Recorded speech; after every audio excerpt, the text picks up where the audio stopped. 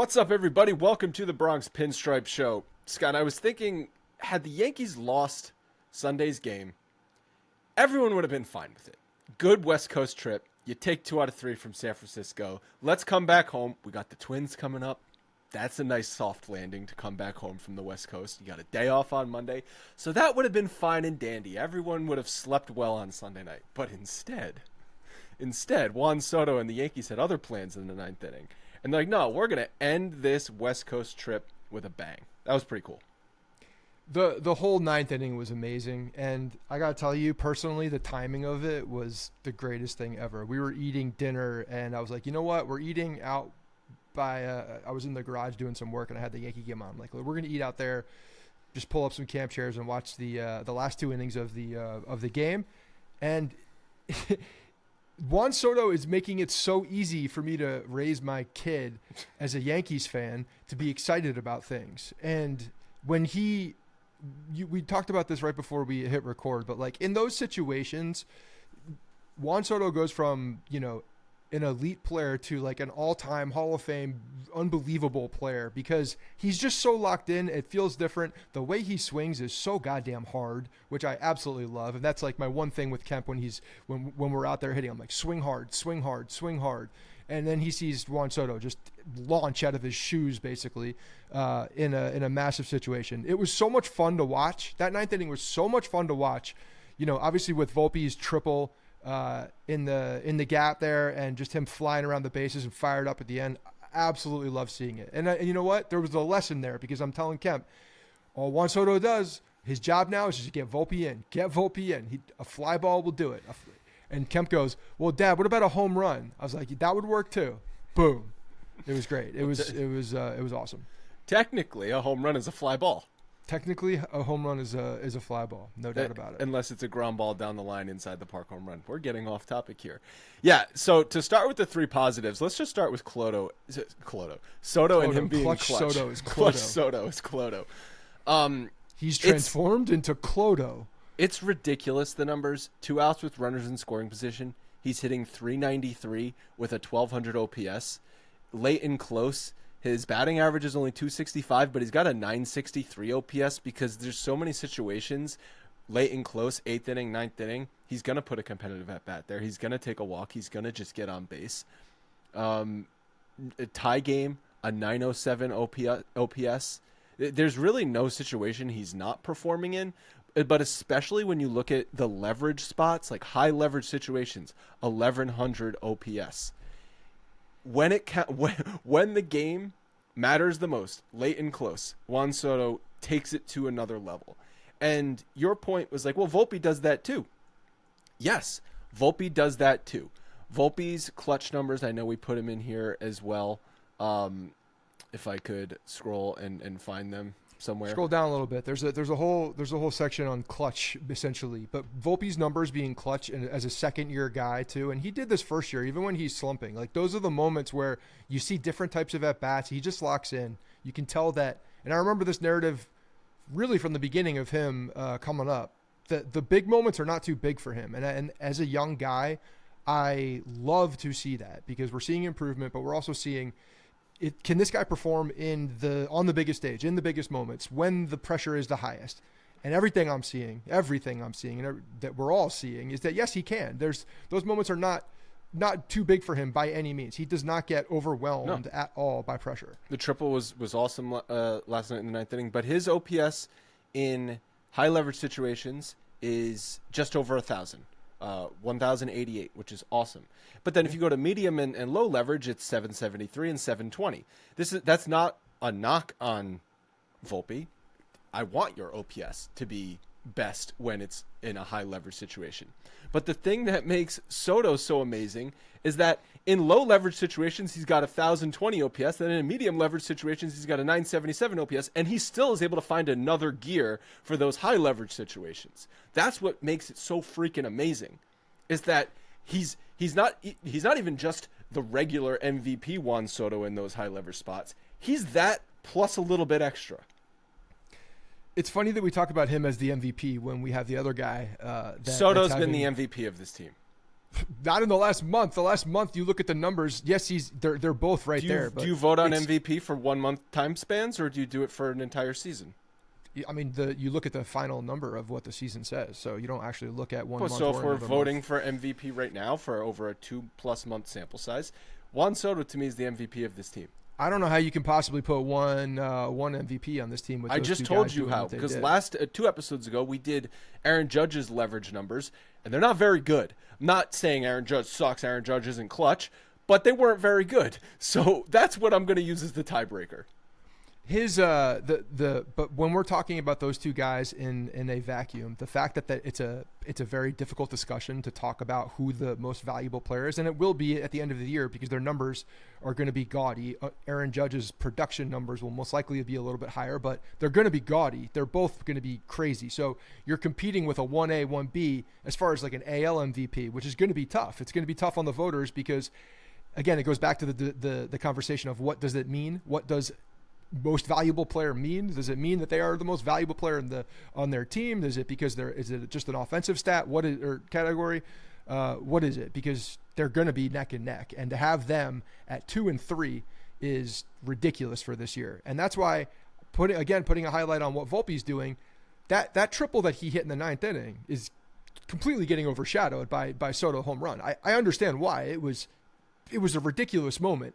But Volpe, in a clutch situation when the Yankees need it, absolutely need it, hits a gapper, and then is flying around the base path, showing that emotion at the end. I absolutely love to see it. And he's putting them in a situation now where, Soto can just swing out of his shoes if he needs to, because all he does need is a fly ball. If he gets the ball up in the air, Volpe's going to score no matter what. Gives him a little bit more of room to sit on a pitch or what, so that he can look for a particular spot and deposit one over the fence, which he did, which I also appreciate because it was close enough to McCovey Cove so that I could go into a history lesson for Kemp and talk about. Did you show him some YouTube highlights of Barry Bonds launching balls 78 feet into the cove? I didn't get to the YouTube highlights yet, but I did talk about how there was a man at one point who would consistently hit the ball into the kayaks. That led into a discussion or just a visual of someone getting bopped in the head and fallen over into the water, and he thought it was hilarious. I know Barry Bonds did steroids, but the fact that he was still able to hit 72 home runs in that right field, especially right center field, which is a freaking canyon out there, to hit the ball where Soto hit it, both of his home runs, those things are nukes to get them out there. The first one especially. 415 feet to the corner, and then the wall has to be close to 20 feet high. You've got to crush the ball to hit it in that point of the stadium. I know down the left field line is pretty short, but it juts out pretty quickly, and that right center field is very, very big. It's huge. As a defender, I would hate playing there because there's just so much room and so much awkward space to cover going back on a ball, especially in center field. Like you got to know what the hell you're doing in center field to play in that park and to be a defensive attribute, like to be saving your team runs in that stadium is a difficult task. So you got to be on your game as a defender. And I know the Giants actually just lost their center fielder, which is unfortunate. But yeah, man, it was just that 9th inning. I can't talk enough about it. It was so much fun, and it was a great cap to what we used to dread. As a kid, I would always dread the West Coast trips, the Yankees going out to the West Coast. It was always just such a grind.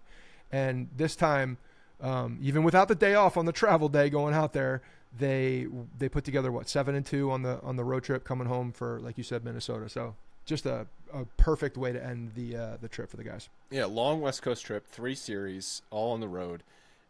San Diego is a solid enough team. San Francisco's been hot. And I don't know, they always struggle against Anaheim. Ever since I've been a Yankees fan, I just feel like playing in Anaheim, playing in Oakland, West Coast, late nights. It's just like things go wrong, but they didn't go wrong. So the second positive I want to talk about is, again, sort of along those 9th inning lines, but this team has not been dying. They come back. They do not quit. And there was a quote from Judge after the game. I read it in the Brian Hoke article. But Judge sort of said, in those past years, in those situations, we go down 1-2-3, not this year. And Aaron Boone said some savage at-bats to end the game. And then Judge went on to say that's what sparked it right there, talking about Gleyber Torres' leadoff single off a closer coming in there, Duvall, who had a 2.78 ERA, nasty stuff, throwing 100 miles an hour. He leaves the game with a 4.24 ERA. Yeah, Doubled his ERA. A quick almost doubling of your ERA. You'd love to see that, and he's filthy. He is.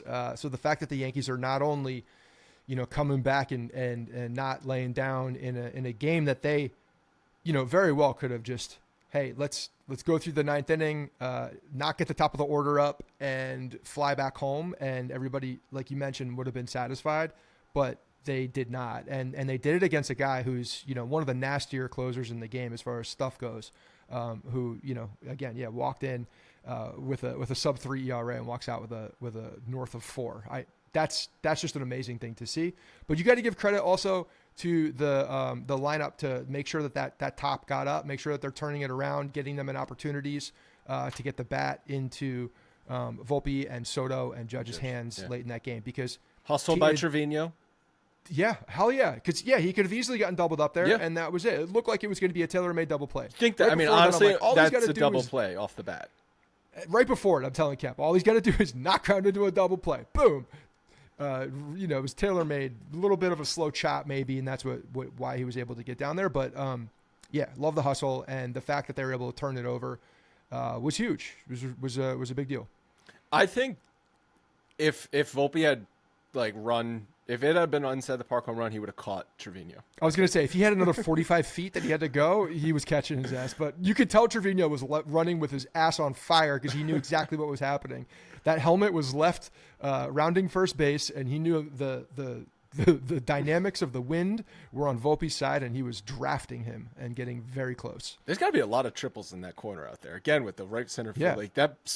Once that splits the fielders, that thing is as an outfielder, free agent, you got to really think about what that park looks like, because it's treacherous and it's not. I'm sure it's not fun, on a daily basis dealing with all. It's a beautiful park though to play. It's a beautiful park. I've been. I saw a game way back, 20. Doesn't even look like there's a stadium there when you're walking by either. Yeah, I think 2012. I saw a late season Dodgers Giants game there. Walked up right before the game, bought upper deck tickets for $12. Nice. It's cool. I feel like upper decks, you want to be out there. There's some good views. I was just I don't want to spend $50 on a game I don't really care about. $12, just get in, walk around. Just want to see the stadium. Yeah. Hang out. So the third positive, it was Arson Judge's homecoming.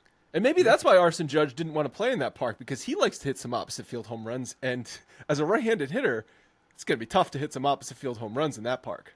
Well, also, you do have to think about launch angle when you're playing there as well, because otherwise you're hitting balls off of a very high fence or a very high wall. Left field seems pretty cozy for right-handed hitters, though. Yeah, Judge was launching them into the bleachers.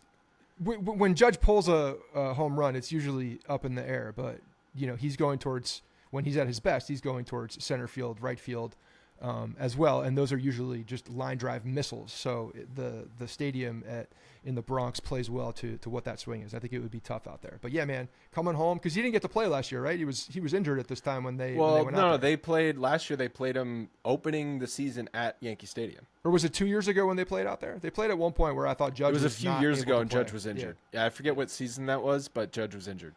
So this was, nice opportunity for him to get back in, and goddamn, did he show up immediately.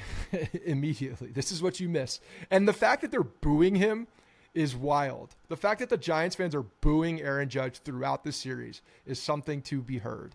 I think the more took care of that and drowned it out pretty quick, because they were also showing up and very loud. You could hear "Let's Go Yankees" cheers throughout the series. I think the more that came out about the free agency, I think that's why Giants fans are booing Judge, because do you remember when it wasn't actually TMZ, but it was someone, quote, caught Judge and his wife in San Francisco visiting the Giants? Do you remember there was that whole thing where they were leaving a hotel in downtown San Francisco? Sure. I mean, there was so much, it was paparazzi but that was set up that whole time. That was set up by Judge to put pressure on the Yankees. It's come out that's what happened there. So I think the more that... it. Sure.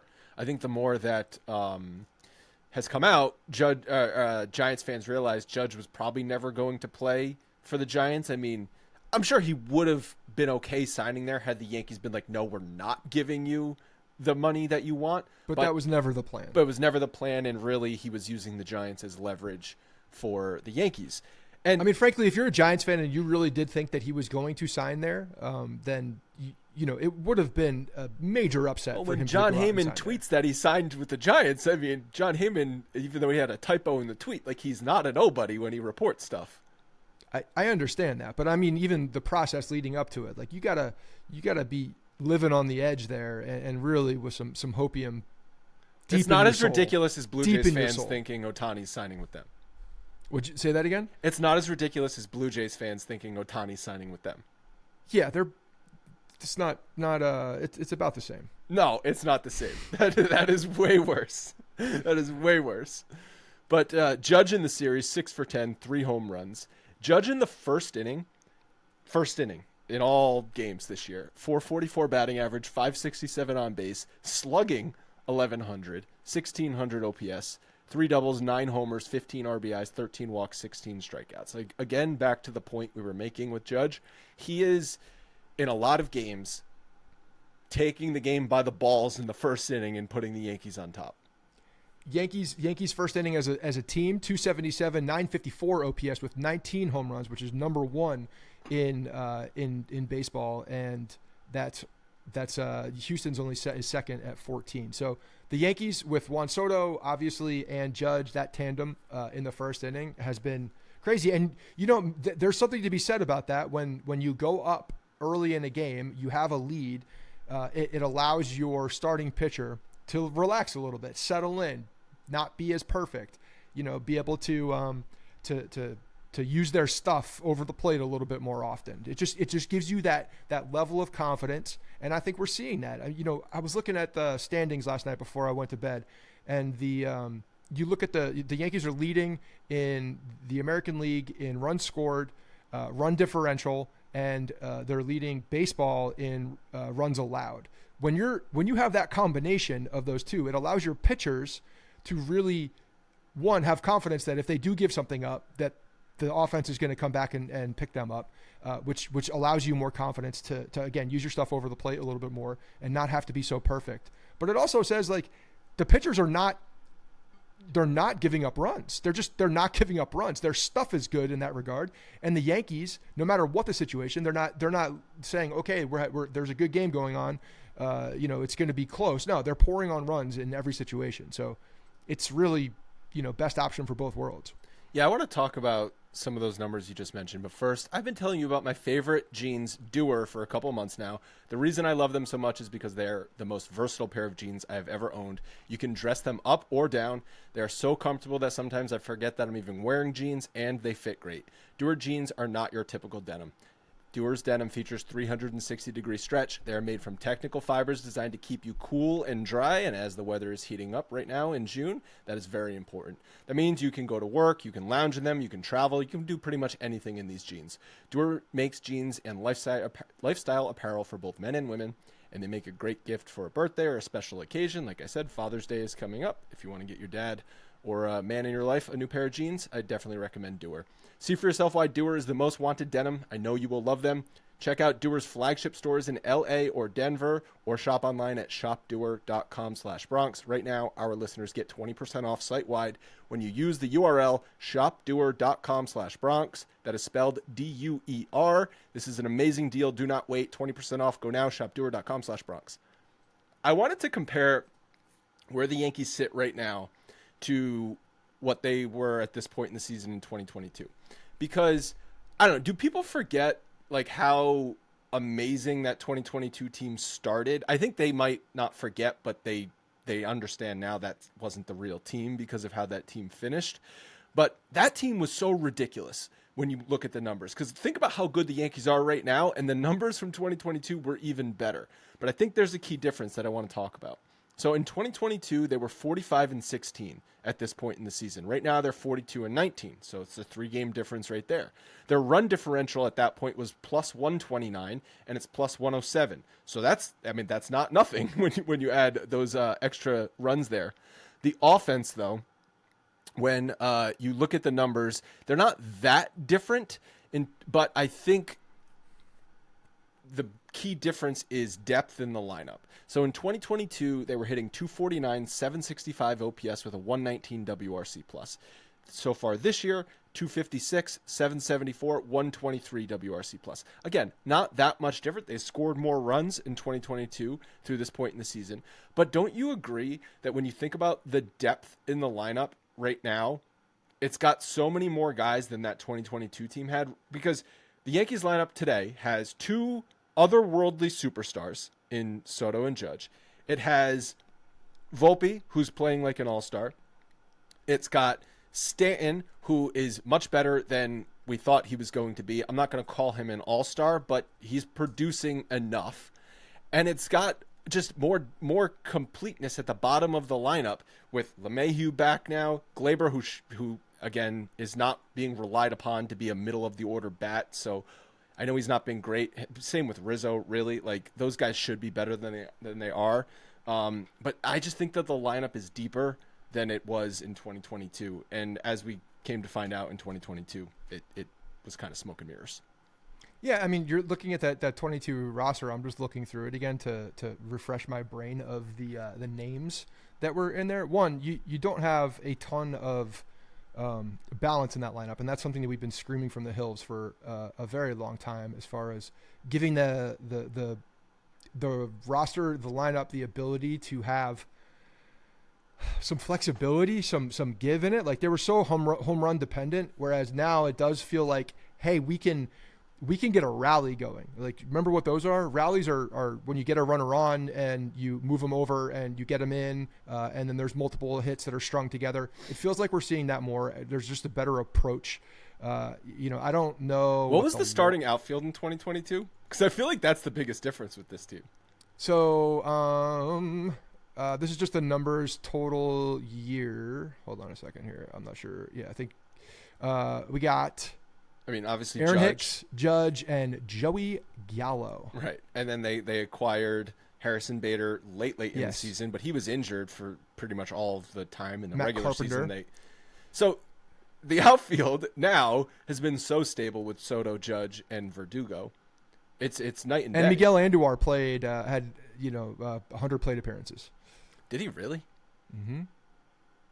Yeah, when you look at that team, it was a lot more just like thrown together. I mean, like 1, 2, 3, 4 guys, 4 of the starting 9 have had OPSs that started with a 610 this season. Yeah, I mean, IKF playing short. You got Donaldson at third. You got Aaron Hicks out there, and you got a guy who swings like Chris, closed-eyed Chris Carter and Joey Gallo. Judge hit the 62 home runs. Obviously, he was carrying the lineup for the bulk of the season. Trevino had a really good first half. He fell off in the second half of the season. But yeah, that lineup. Same thing with Rizzo. Rizzo did that too. Well, yeah, but you're not obvious. So in 2022, Rizzo had a good first half and then struggled in the second half. I know it wasn't an injury. I think so, because he had an 817 OPS and a 224 average, but wasn't he better than that? I don't remember the specifics. 820 something OPS isn't terrible. That's pretty good. But the point is, though, that lineup he tailed off in the second half a little bit. It's very easy to see, even at the time, where the holes were in that lineup. They were producing, but the entire time I was like, I don't know if I'm buying this. Well, I think it was because it was a shock. It wasn't when you have expectations that don't line up with reality and what's actually happening in front of you. You're like, how? I mean, they were on a 120 game win pace for at a point. We're looking at like, what is happening? The bullpen was one of the best out there. It was the whole team was just playing out of their minds for a bit. I did the numbers last night. 689 winning percentage. That puts us at like 111 wins, 112 wins for this year. So that's the pace they're on currently. So the fact that team was at 120 pace would have been an all-time record. You're like, what is happening right now? Is Aaron Boone the greatest manager that's ever lived after we thought he was the biggest buffoon that's ever lived? And then there was like, hold my beer. I'm not even saying Aaron Boone was the downfall in that season. Like, what happened was Hicks, Gallo, Donaldson, IKF, all of those players turned back into the players that they were. Yeah. That's why that team struggled in the second half. And then the pitching, which was otherworldly through the first few months of the season, came back down to earth a little bit. So I just think that when you compare it to this team, and if you look at the pitching, and by the way, Gerrit Cole hasn't pitched a fucking inning yet. Very, very similar on the pitching front numbers. In 2022, 281 ERA. 2024, a 281 ERA. 27 quality starts in 2022, 28 quality starts this year, 192 runs allowed this year, 180 runs allowed that year. So the pitching and the offensive numbers very similar, but when you just think about the sustainability of each of those things, I think is the key difference between 2022 and this year. Are they going to continue to go on and win 112 games? I don't know. I think this team has a better chance to do it than that team had to even win 100 games. Well, which I know they won a 99, but they had to literally go 500 just to squeak to 99 wins. When you look at the fact that, I mean, it's laughable when you see that Gerrit Cole hasn't played for this team yet, and they are doing what they're doing on the pitching side. It's just going to give that much more confidence to everybody when that man comes back. And I know we got some news about Mr. Cole as well, but this team, as mentioned, there's more consistency. Also, there's more of a track record of these guys. Not every one of these guys you're looking up and down is having a career first half of the season that going out there and you're looking at it. Is this sustainable? But when I look at this lineup, yes, I think it's sustainable. When you have Soto and Judge sitting there at 2 and 3, I think anything is possible because it all goes with them. And I do believe that both of those guys will continue on this path and everybody else is going to be benefiting and feeding off of that. So that's the biggest thing. Aaron Judge has a guy with him that they're going back to back, lights out. That helps Volpe out. That helps Stanton out. That helps Rizzo out. That helps Verdugo. That helps everybody out. Having those two guys in the lineup doing what they're doing. And their careers tell me that is going to sustain. God forbid an injury, they will continue this path and be an offensive force. So I don't see the other guys falling off. I don't. Oh, but they have more room to where if someone goes into a slump, there's more depth in the lineup to pick it up. It's okay. Slumps happen, but that other lineup was not able to. Judge didn't go into a slump all season in 2022. Somehow, pitchers were still pitching to him, which we didn't understand because we're like, why throw to Judge when he's the only one in this lineup? And he was still able to hit 62 home runs when he was seeing like 3 pitches a game. But even if when Judge was slumping, Soto was there. When Soto went into a little bit of a slump, Judge picked it up. Volpe slumped for a good portion of the season, but Soto was behind him to clean stuff up. There's other guys in this lineup to just pick things up, which I think is why, again, the depth is the biggest difference between this year and 2 years ago. And also, just as a real quick sidebar too, the when you're an opposing pitcher navigating this lineup compared to that lineup, and it didn't make a lot of sense why Aaron Judge was getting balls over the plate at that point. It really didn't. But now you have to give someone the ball over the plate. Someone has to see a pitch. Yeah, and when Volpe's getting a whole bunch of them and then actually doing stuff with it, now you have runners on, so you have to pitch to the other guys too. And it becomes relentless. And with Stanton producing at the level he's doing, Verdugo, you can't make too many mistakes to him right now because he's locked in. There's not a lot of give in this lineup. And as we're going up and down the lineup, you get a LeMahieu down at the bottom who can make contact at any point. Trevino, who's hitting the wall. I still believe Wells is going to hit if he's here to get the opportunity at some point. And then Dominguez, we haven't even talked about him. The fact that Dominguez is going to be a guy coming to this team to give them even more opportunity on the offensive side, lower in the lineup, there's no give. You want to apologize to Verdugo for jinxing him? No, I'm not going to apologize. I said he's going to have a better year than Cody Bellinger. I'm looking beautiful. What are you saying? The defense. I know what you're talking about. Yeah, I apologize. There was a little bit of a mishap in left field, a little confusion. That's on me. You're like 5 for 5 on the jinxes. Yeah, I'm really good. That's crazy. When I saw that, I was like, you got to be kidding me. And so, there is still, because I like Derek Jeter, I have trust issues. So there's still a small part of me that's like, I've seen this before. I've seen this team be on an otherworldly pace before and then fall apart. So while I believe it more this year than I did in 2022, I'm going to hold out Juan Soto doesn't fall 1%. apart. I'm going to hold out the 1% possibility just so I could say I told you so. Three negatives. I know you didn't want to do negatives from this series, but don't No, worry, I said in the notes, them. I said, I'm not forcing negatives. This team is in first place, best record in baseball, and swept. It's not, but you're missing the point of the segment. The segment is, did bad things happen in the 3 or 4 games that we just watched? Yes. And so here they are. We don't have to spend a lot of time on them. Rapid fire. Nestor Cortes continues to be shaky on the road. That's number 1. The Dennis Santana experience sucks. I'm done with it. The underbelly. I'm done with him and Turd Ferguson. The two of them can. The underbelly of the Yankees bullpen. I know no one has a good 5th inning guy, because if he was a good 5th inning guy, he'd be pitching in the 8th inning, not the 5th inning. I understand that. But boy, some of those arms at the back of the rotation suck. And Rizzo, 5 for 32 on the trip, 2 for 13 in the San Francisco series. Is he going to start hitting? Is he? I don't know. Yeah. He looks bad. It's getting to that point where there's definitely more pressure on him. Again, I still believe he's going to hit. I still believe that he's fine. Not every single person on this team needs to be an all-star. There need to be these complementary players, but he does need to. You can't have a pick up his 670 OPS. Like you can't have a first baseman producing no power.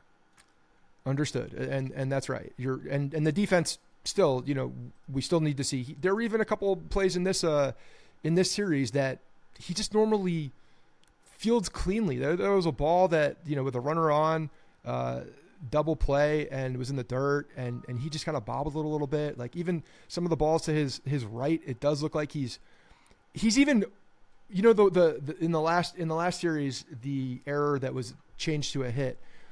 It's like he's moving past the ball. He's like almost playing a little overplaying it a little bit and handcuffing himself, because he's done that a couple times where he's gone down to field the ball, and I know he does that more as like a safety thing, just to be able to secure the ball, and if it gets by him, he's squared up.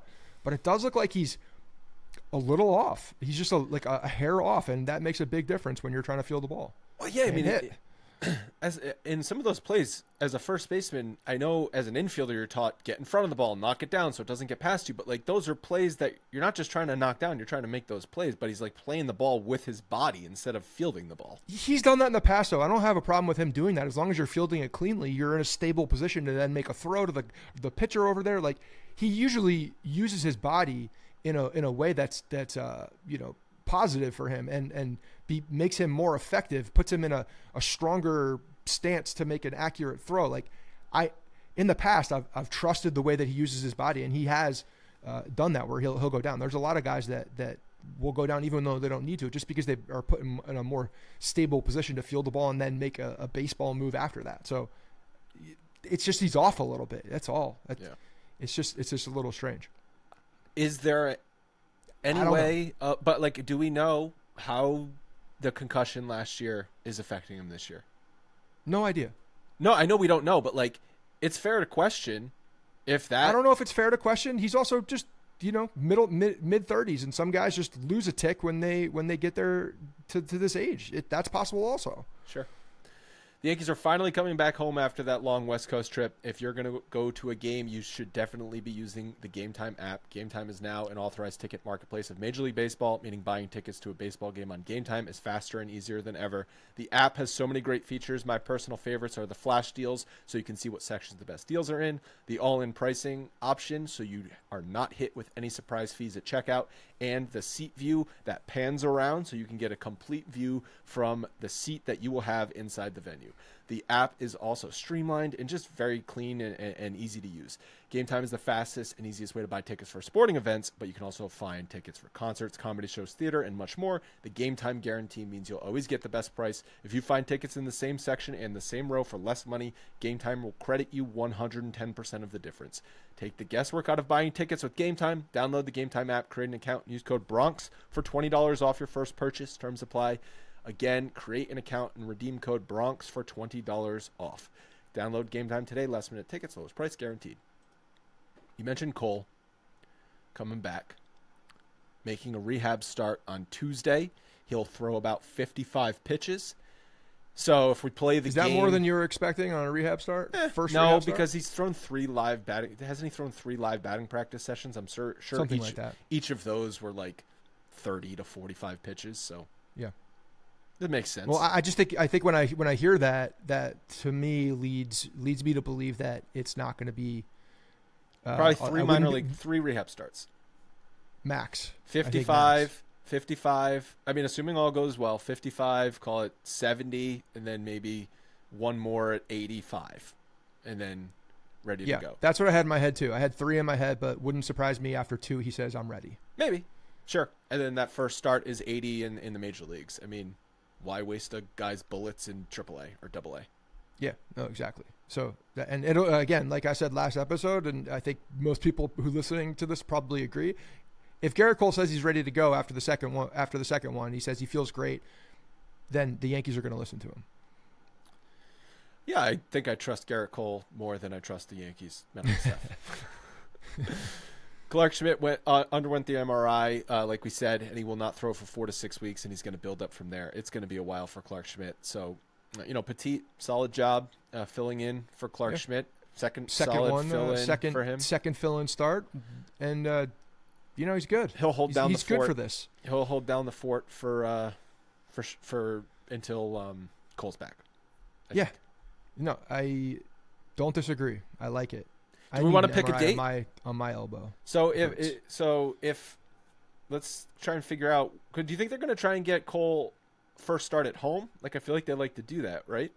So if he's making a rehab start on the 4th, that means his next rehab start will likely be on the 9th, and then he'll do another one maybe on the 14th. So that means he would be eligible back for the Baltimore series at home, June 18th, 19th, or 20th. That's a good series to come back for. Otherwise, he would be making his first start likely either on the road in Kansas City on Thursday the 13th, which I think that's too soon, or over the weekend in Boston, 14th, 15th, and 16th. Yeah, I would rather not do that in Boston. I think that's right. I think that we're circling that Orioles series, and frankly, you look at what Petit gives us and will give us, and anybody that slots in that role, like you're not going to a third time through a rotation anyway with that person. So if Gerrit Cole can give you 75, 80 pitches, then what's the difference? I'd rather have Gerrit Cole go for 5 innings than someone from AAA go 5 innings. Sure. Whether you are a world-class athlete or a podcaster like us, we understand the importance of mental and physical well-being and proper recovery for top-notch performance. That's why we are happy that Unified Healing is sponsoring this episode of the Bronx Pinstripe Show. Unified Healing is a new and super innovative global network of wellness centers powered by Energy Enhancement System, or the EE system. This technology promotes wellness, deep relaxation, purification, and rejuvenation. Whether you are in the New York City area like me or hundreds of other locations across the globe, access to a center is easy and affordable. If you are interested in experiencing EE system for yourself, go to unifiedhealing.com/Bronx to learn more and find a center near you. It is spelled UNIFYDhealing.com/Bronx. No material or testimonial on the Unified Healing website are intended to be viewed as medical advice or a substitute for professional medical advice, diagnosis, or treatment. Always seek the advice of your physician or other qualified healthcare provider with any questions you may have regarding a medical condition or treatment and before undertaking a new healthcare regimen, including EE system. Okay, so coming back home for the Twins, I don't know that we need to preview the Twins much. We kind of just saw them, but they're middle of the pack for offense, pretty much bottom third in baseball in ERA with a 4.11. Luis Hill, I mean, how many good starts in a row? He's on a heater of like 7 dominant starts in a row. Let's make it 8. Hell yeah, especially him coming and pitching at home is going to be fun. The crowd's going to be fired up to watch him go. So, I'm on a Luis Hill start the All-Star game push right now. That's what I want. That's what I want. When is the All-Star, by the way? Do you think that plays into Cole's rehab at all? Getting up and then slowing down at all? No, because they could time it so like he'll start one of the last games before the All-Star break and then start one of the first games after. So it's like he didn't miss anything. So it's like nothing. Yeah. Or they might look at it like, oh, this gets you an extra time off to deal with things. I don't know. Luis Hill's 26. It's his birthday when he pitches. Logan just put that in the his birthday today. Birthday today. Tomorrow when he pitches, he'll be 26 years old in one day. Right. Interesting. When's your birthday? Your birthday's coming up, right? 2 days? No. Scott's. No, it's not coming up. I don't have birthdays anymore. Like birthdays June. I'm gonna say birthdays are for young people. I'm saying June 6th is your birthday. You'd be wrong. June 5th. It's definitely around now. Yeah. It's the 5th. 2 days. The 5th. Okay. Yeah, it's the 5th. What are you turning? Oh man, come on! It's my Stefan Richer year. I'll give you that. That's your only hint I'm giving you. Probably one that you'll never get. I don't even. I like you. Did you just speak Chinese? I don't know what the hell you just said. The real ones will know. The real Jersey people will know. Okay. Well, anything else you want to touch on? I gotta go take a sick kid to the doctor. Yeah, I know. We were a little delayed this morning. Hope Lucy's feeling better. It's never fun. Ear infections are the worst for kids. Harrison has an ear infection right now since last Thursday. So he was home Thursday and Friday, and he most definitely gave it to Lucy. She woke up with a fever, pulling at her ears. So can you give an ear infection? Well, it's just germs. It's just the illness. I guess it's the illness, and the fluid just happens. Yeah, the fluid happens because young children can't clear their sinuses. Yeah. Kemp's got like narrow ear canals. The amount of disgusting stuff that's in his ears is crazy. Did he have to get tubes, ear tubes? No, they never. Harrison they never went that route. Yeah, but I do become, as mentioned, that everybody knows, ear, nose, and throat guy. That's me too. That's one of the areas that I did. ENT? Yeah, so you go to Amazon and you get one of those. They have these like pens, basically, that have like the scoop things at the end with a camera on them. Oh, we don't have the camera. I think I showed you guys a picture of the disgustingness that was in his ear at one point, right? Did you guys have the snot sucker for him? Yeah, I hate that thing though because you got to really partake. Yeah, I hate that. It hurts your bad. throat. It hurts. I'm just scared to death that snot's going to go into my mouth. Nah, that tube is so long; it's got a filter. I'm in there. Or I'm going to like suck his brain out. I hate it. I hate that thing. Listen, that thing is the worst. If it will, for me, it's the worst. I will pull like potatoes and carrots and disgusting things out of his ear all day long and admire them and show them, and we'll both be like, admire them. That's gross. Yeah. Listen, if it will make them stop crying for 30 seconds, it is easing my headache, so I will do it. Yeah. Oh, I'm thinking back. I get nauseous thinking about the possibility of that thing continuing down. Ugh. Yeah, I'm still in the thick of it with the sick kids. So, Leanne's traveling right now. So between the solo parenting of a 3-year-old and a 1-year-old, and then dealing with a sick 1-year-old, it's just not fun. Mailbags. So Thursday we do mailbags, or after the next series we do mailbags. So info@BronxPinstripes.com. Send them in. Get us your mailbags. Any questions, any comments, any thoughts, whatever it is, send them in. But level up. Come on, guys. We need to hear more of you. Want to hear and see some familiar names, some new names, and let us know where you're listening from. But send them in. info@BronxPinstripes.com. I'm checking the goddamn email. Let's go. Flood it in. And so I figured that Minnesota game on Thursday might be a day game, but it's not. It's a night game. And then they play the schedule Dodgers. is so weird this year, and maybe we say that every year, but no, we were talking about this in our group chat with Frank and Neil. Like the Saturday day games seem to have disappeared. Like they don't exist. Well, they come anymore. back. No, it's the early ones are not there. And then I looked at the schedule. I'm like, oh, that's cool. They just start in July. Oh yeah, and July then they go 6th for the rest of the year. July 6th, 105 against Boston. That'll be a nice 97 and humid in the Bronx. Nothing wrong with those 1:00 games in the New York City during the summer. You have to like push through the air. It's going to be so thick. Yeah, you could swim to your seat. All right, that's going to wrap it up for today. Like Scott said, emails at info@BronxPinstripes.com. Also, a couple people reached out to me on behalf of Scott, your crazy story from over Memorial Day weekend. So thank you for that as well. I passed them on to Scott. We'll talk to you guys in a few days.